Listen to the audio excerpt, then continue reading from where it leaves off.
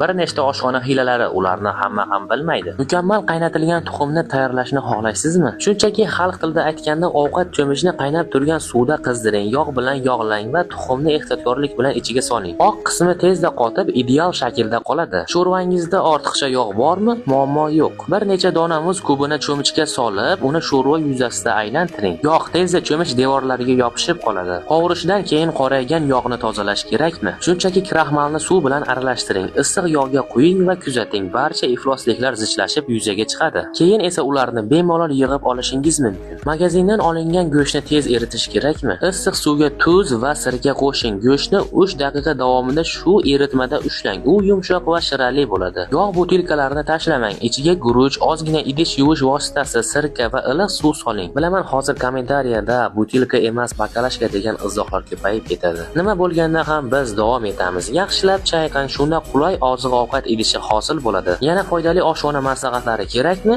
Unda keyingi tavsiyalarni o'tkazib yubormaslik uchun sahifamizga obuna bo'ling.